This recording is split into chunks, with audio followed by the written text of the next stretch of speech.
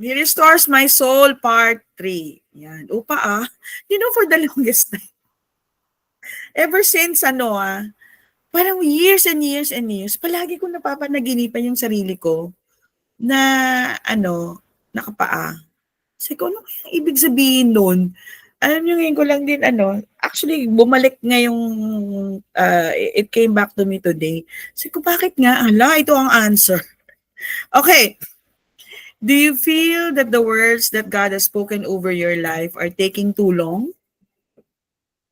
If this is you, then this vision is for you. The Lord wants to show His church, you and I, His church, this vision afresh. So the Lord wants you, His church, to see this vision. For if you are feeling down, it is because you have not seen the vision that Christ has of His church. Ay, ano ba yun?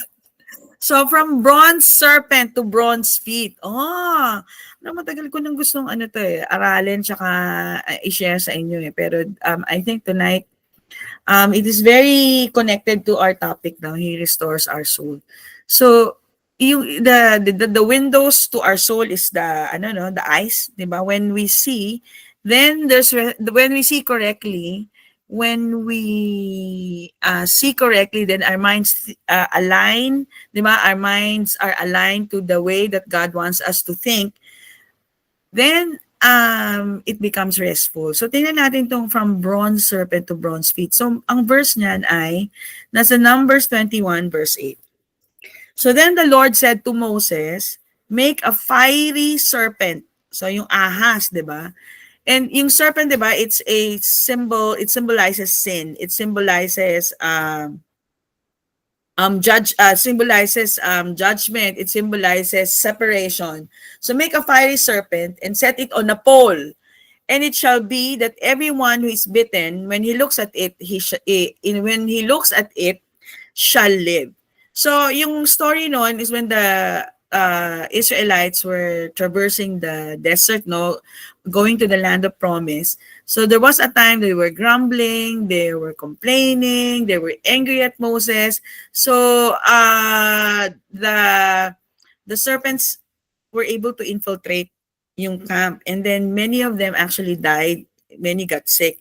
So the Lord instructed Moses, because this is a picture of the cross. This is a picture of the Lord Jesus Christ, the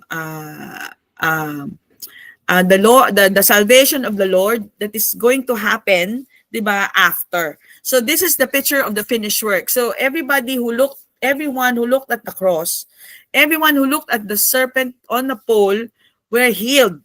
Yan, kaya nga yung modern medicine, di ba ngayon, ang symbol nila is yung snake on a pole.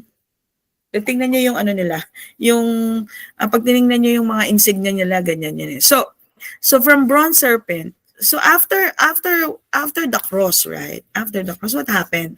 So ito yan So it is a picture, yung bronze serpent on a pole is actually the Lord Himself who became sin for us. So when you look at the cross and when you believe and know, right, that at the cross, by His stripes you are healed. At the cross, your healing was provided. Himself is your healing. Himself is your wholeness when you look to Him, right? So Jesus said that Moses lifting up the bronze serpent in the desert was declaring the finished work of the cross. That image on the cross that Moses lifted up was the image of a snake. For the image God has given us was lost when Adam fell and man took after the image of the serpent.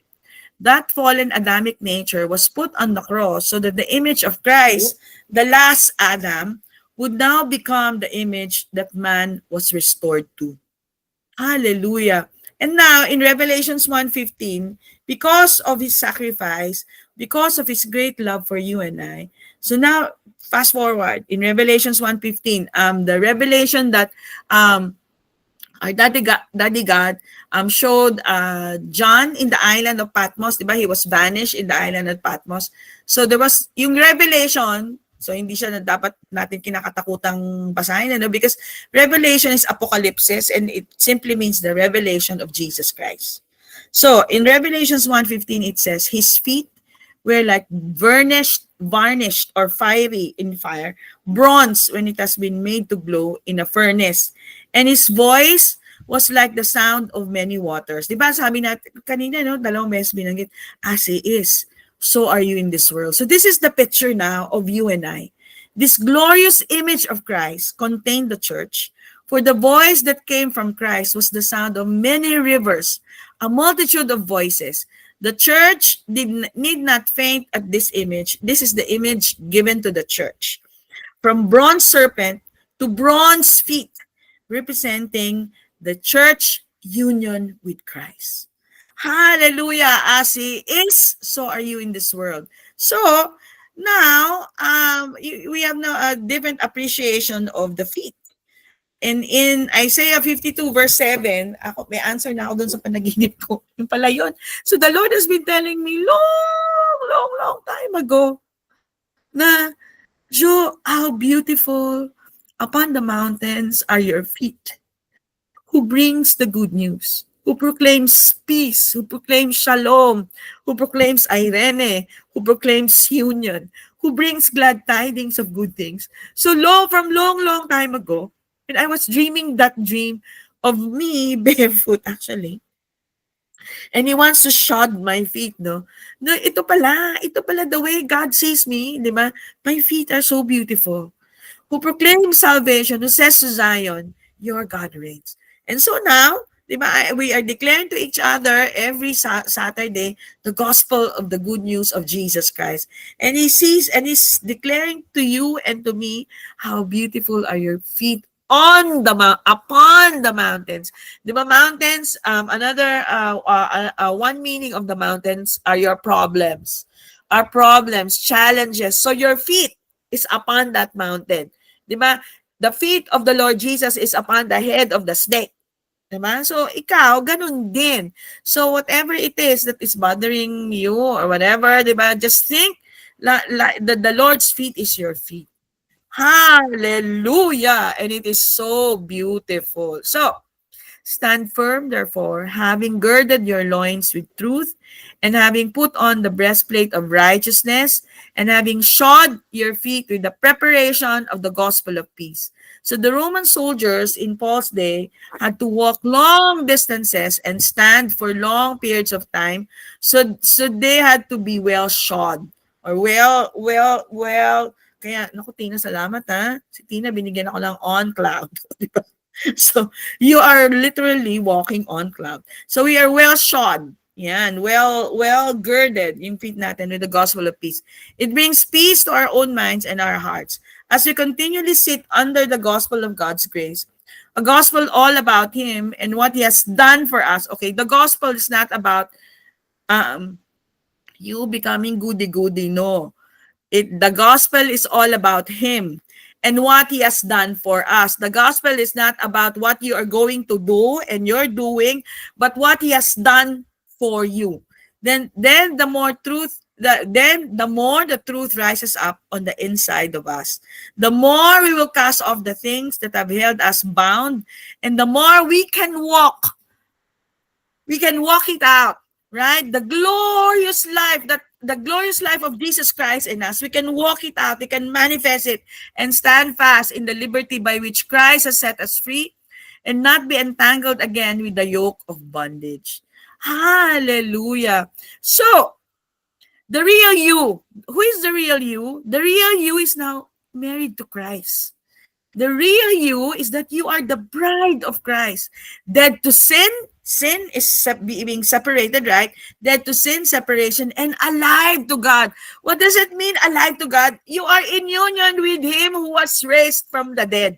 In Romans 6:11. So the restoration of the preaching of the gospel, unleavened by the law, not mix, is nothing less than the Holy Spirit proclaiming over you, the church, will the real you. Will the real you. Please stand up. Stand up. So, of this church, I was made a minister, you and I, according to the stewardship from God, bestowed on me for your benefit. Si Paul, this is Paul declaring, no? But take it as you and I, so that I might fully carry out the preaching of the word of God, which is Christ in you, the hope of glory. So the entire point of the gospel is that now, because of the cross, right? Because of the cross, the second half is Christ in you, the hope of glory. So it doesn't stop. It doesn't stop at the fiery serpent, right? It then it then continues to you having a bronze feet, to your feet on the mountains, Christ in you, the hope of glory. In Colossians 25:27. So here we have the Apostle Paul's definition of what it is to fully carry out the preaching of the word of God. What is it to fully carry out the preaching of God? It is to declare nothing less than the union, than the union of the nothing less than the union of the believer with Christ. That's why day out ito yung sinasabi natin, right? Because of the finished work of the cross, now you are in union with Him. Here, the Spirit expresses this glorious mystery as simply, and I didn't understand it for the longest time. Christ in you. Christ in you. Christ in you, the hope of glory. When problem tries to beset you, who does it collide into? Christ in you. When symptoms tries to collide into you, who does it collide into? Christ in you. Hallelujah. By chapter 3, he declares us to be hidden with Christ in God. And then we find what every believer needs to see before they can accept this truth. For you died, and your life is hidden with Christ in God. So before you can understand yung for you died and your life is hidden with Christ in God, you have to see, you have to believe, you have to really believe that Christ is in you. Hallelujah. Here is the great crossing over. So ano to, no? It's a born again lingo. Na, oh, you have to cross over. Here's the great crossing over. That every believer, and the crossing over is actually happening in their mind, right? That every believer must make in their thinking.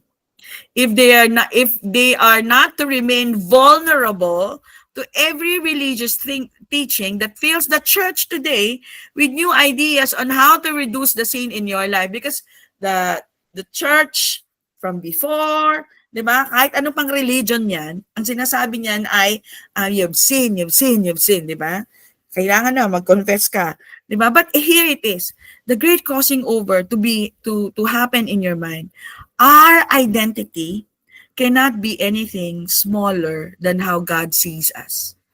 Our identity cannot be anything smaller than how God sees us. The more you anchor your identity or worth in something other than Christ, the more that you anchor your identity on what you are doing, on your accomplishments, or on your education, the more that you're going to be, then you get yourself in trouble. So the more you anchor your identity on or worth in something other than Christ, the more painful it will be when you lose it. So parang kunwari, no? Nagpapakilala ka na, oh, I'm the regional, ganyan. Paano kung pag nasisanti ka, hindi na? Diba? When you lose it, it's going to be painful. So let us anchor ourselves on who we are. Will the real you stand up? And who are you? You are the bride of Christ. Christ in you, the hope of glory. So when the glory of grace hits us, the gospel, now the question that comes is, Lord, now that everything is new and all have changed, how am I to think now? So the prayer actually for you and for me is this: teach me how to think. Teach me to think. So, paano ba yan? The gospel is not God's instructions on how to prune back sin in your life to some acceptable level. It is the religiously unacceptable message that God took an axe to the root of your sin, your separation from His life. He took that old try harder to get closer to God through reducing your sin life and nailed it to the cross and buried it. He's not asking you to try harder to seek out hidden sin by confessing it to improve your life. Newsflash, What you call your life died and was buried. What you call your life died and was buried. It's no longer you, right? It's no longer you. Galatians 2:20 and Colossians 3:3.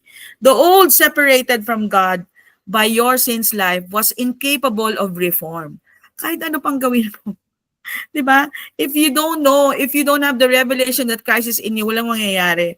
The purpose of the law was not to help you overcome sin, but to reveal to you that you are totally incapable of doing so. So the purpose of the Ten Commandments is for you to realize that you are totally incapable of doing so. Diba? It says there, do not covet your neighbor's wife. By yourself, by lalo na sa guys, no, by yourself you cannot be, you're totally incapable of doing so. So what the Lord is saying, it's because Christ is in you, right? That you are separated from it. Hallelujah. That's because sins are merely the branches of a root called separation.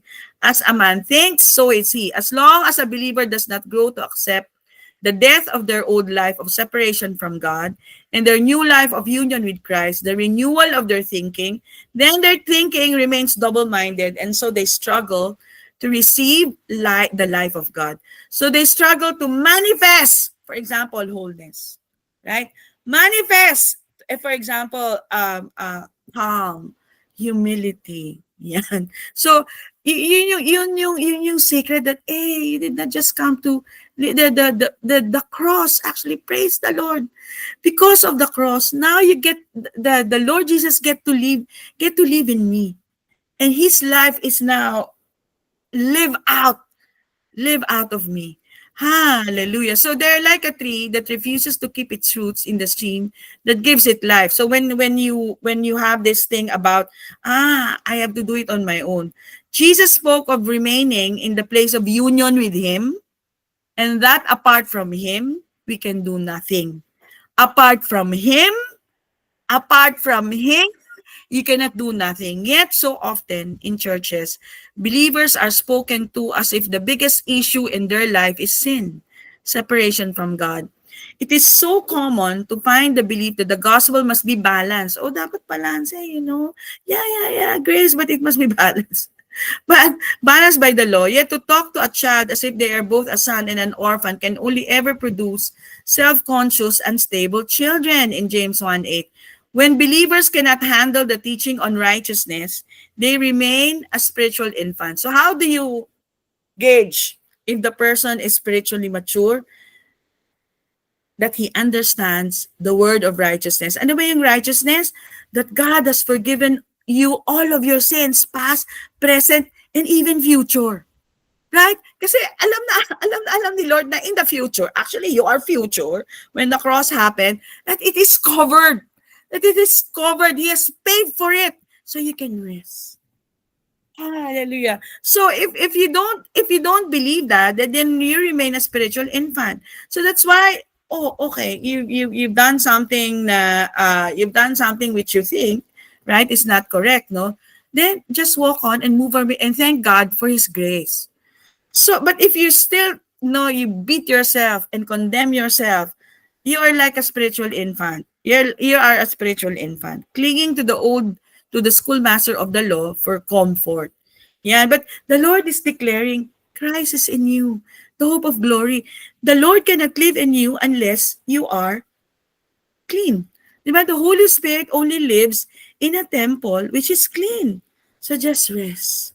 Hallelujah. So we are not against the law. We are not against the law. It's just that we have absolute confidence in Christ in you to produce in you the life that all your law keeping could never produce. Again, we are not against the law. It is just that we have absolute confidence in Christ in you to produce in you the life that all your law keeping could never produce. That's why may tanong sa akin actually may nagtanong sa akin, what about revenge? Revenge, di ba? You cannot really live it out unless, right, you have the Christ in you revelation. Because revenge is like acting as the victim. But the Lord actually never saw you as a victim. The Lord never sees you as a victim because Christ is in you. So it is only by His grace that you can that you can really forgive. Hallelujah. So we refuse to direct your hope to self, the only person the law speaks to. So the law speaks to you. So when the gospel declares you to be no longer a self, but a partaker, a co-partaker of the divine nature in 2 Peter 1:4. So as a believer, you are married to Christ that you may bear fruit in Romans 7:4. You are married to Christ, the one who was raised from the dead. So why should we tempt you to be to adultery by speaking to you as someone who can bear fruit apart from him? Keep thinking of your life as a self and you will keep living a selfish life. We cannot do it on our own. So, the gospel. All over the world, the bride of Christ, Sleeping Beauty, is awakening to righteousness. The dynamite of the gospel is being restored. And now, whatever can be shaken will be shaken. Ang ibig lang sabihin yan is, now our thinking, our mindset, yung mga kailangang ma-shake, nasi-shake. Yung mga old thinking na, you have to strive, you have to be like this in order for God to be pleased. No, the Lord is pleased with you and I. God thinks the whole world about you. Hallelujah. So yung pala yun, hindi yung masu-shake. Yung mga nasi-shake dyan is yung mga wrong thinking. Yan. So, in Isaiah 42 verse 9, actually this Isaiah 42 is a wedding verse. I encourage you to read it. Indeed, the former things have come to pass. Ano ba yung mga former things? Because you are now in Christ, yung mga hindi whole, yung mga hindi healed, yung mga dead, yung mga sin, it has come to pass. Now, sabi niya, I declare new things. Before they spring forth, I proclaim them to you. You know, new things in Hebrew is kadesh, which means to restore or to renew. It comes from the Akkadian root word edesu, which was used by the Assyrians who would destroy a city, then come in and rebuild that city according to their own culture. You've been rebuilt. You've been resurrected from the dead. Christ now lives in you. So according to His culture. Ano yung culture na yan? Resurrection, grace, life, wholeness. It is used in a hypo form which expresses the idea of an excitement. God is excited about you. And an anticipation of His restoration. So the word declare, declare, is the word used when a man has completed an arrangement for marriage. Again, in Isaiah 42, God is emphasizing He is married to you. Completed an arrangement for marriage with the father of the bride, and he goes throughout the city announcing to everyone. The gospel is announcing to everyone. You are announcing to yourself when you partake of the bread and the wine. The Lord has taken Himself a bride, and that is you. Hallelujah. The Lord, when you lift the bread, when you lift the cup, the Lord has taken Himself a bride, and that is you and me. Praise the Lord. So, because now you are reconciled, heaven and earth meet in you. You know, there's a place somewhere in Bolivia which looks like this. Yan. Believe me. So, ginugal ko yan. The gospel is no longer a sermon that we preach. We are not trying to modify your behavior. The gospel is not about you or how to change you. Jesus did not come to change us. He came to make a dead person alive. Hallelujah. He came to make a dead person alive. You know, the world's largest natural mirror, Salar de Uyuni, is a vast salt flat in Bolivia that transforms into a mesmerizing reflective surface during the rainy season when a thin layer of water covers it. So, ganyan ang itsura. Kung saan pumunta dyan, sa Bolivia. So, child of God, bride of Christ, the new creation, the spirit man, is so united with Christ that he is always rejoicing in Him. The spirit man, rejoicing in Him. Parang kanina na, si Eileen, I remember, no? There's a heart there's a heart that is always rejoicing, even in the midst of challenge, no?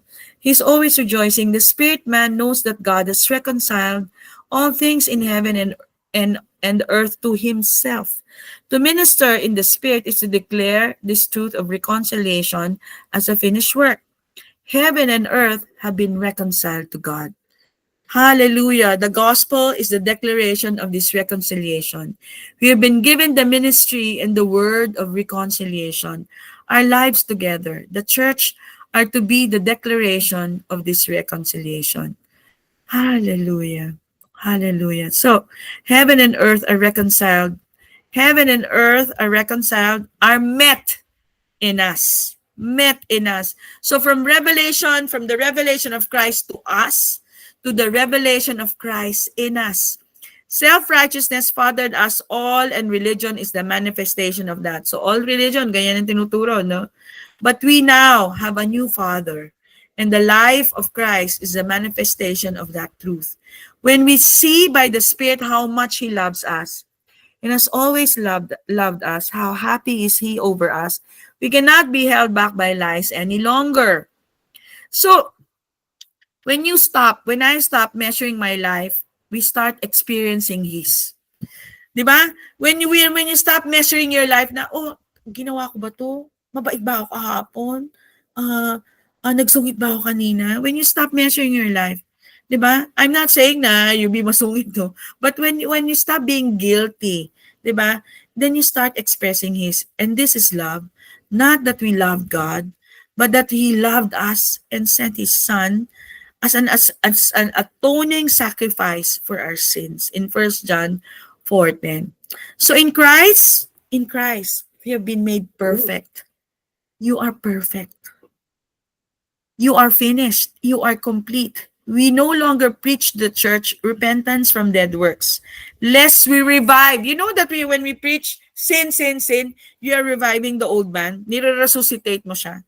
The world is not looking for the zombie church, but for the appearance of the risen Christ life. We are convinced of who we are in Christ, and we preach nothing less to you, church, than Christ in you. That the church would live as nothing less than Christ has made her to be, risen in Him. So, church, thanks be to God, who always leads us in triumph in Christ, and through us spreads everywhere, through you and I, diba? Spreads everywhere the fragrance of the knowledge of Him. In 2 Corinthians 2:14, we are the fragrance of Christ to God. In 2 Corinthians 2:15, Christ who always leads us in triumph in every situation. You are the aroma of Christ to God. This revelation knowledge is causing us to manifest His victorious life in a very remarkable way. So, is dreaming of a better future have the power to set people free from the past? Does dreaming of a better future have the power to set people free from the past? No, right? That power is found in awakening to the present reality of Christ in you, and you living in His presence today. Again, that power is found in awakening to the present reality, your reality, that Christ is in you, and you living in His presence today. We are no longer a church waiting for a better day. No more. Your breakthrough has come. We are living in the day, in 2 Corinthians 6:2, the best days of our lives, the day of our salvation, and we are learning what it is to live from this day, not just for this day. We are learning to live what it is to live from this day in His presence, right? Not just for this day. So, because He has given you His Spirit so that He does not have to ask you to do one thing for Him, but only to do everything with Him. So with Him, nothing is impossible. Hallelujah. So my dear friends, my dear sisters and brother in the Lord, just as the Lord told Abraham in Genesis 17:1 in the International Standard Version, when Abraham was 99 years old, why does the Holy Spirit spelled out 99? Because this is a hopeless case, right? No, a man who is age 99 cannot anymore reproduce. 'Di ba? The Lord has stated, 'di ba, Abraham, 99 years old. Parang wala na, no? But the Lord appeared to Abraham. 'Di ba kanina sabi natin, we have to see. The Lord appeared to Abraham and announced. So Abraham saw. Sabi nga ni Lord, the Lord announced, I am God Almighty. I am Shaddai. I am Almighty. Shaddai. Live in constant awareness that I'm always with you. Live in constant awareness that I'm always with you. And as a result, be blameless. So it's not try, diba? But be. Just be. Just be, because you are already. Just be. It is being. Human being, not human becoming. Just be blameless. So live in constant awareness that I'm always with you. He is always with you, brother. He is always with you, sisters. Hallelujah. And that is chapter 5, part 3. Praise the Lord. Again, let's hold the bread in our hands. Abba, we thank you for tonight, for the word that you have broken for us. And we thank you for giving us your only beloved Son, our Lord Jesus Christ, who died on the cross to redeem us from the curse. Tonight, as we hold the bread in our hand, we remember the sacrifice of our Lord Jesus Christ. And Lord Jesus, we thank you because surely at the cross, you bore all our sickness and diseases in your own body. And by your stripes, we are healed, healthy, and whole. Thank you because your sacrifice has made us cross over from death to life, from sickness into health, Amen. from bondage into freedom, from sorrow into joy. What a glorious entanglement. Our union with you, Lord, has made us alive, whole, and well. Amen. We declare that whatever is true of you is equally true of us. We believe that in heaven we are full of health and wholeness. Amen. So are we in this world. Amen. Amen. Let's partake. Amen. Amen. Let's hold the cup.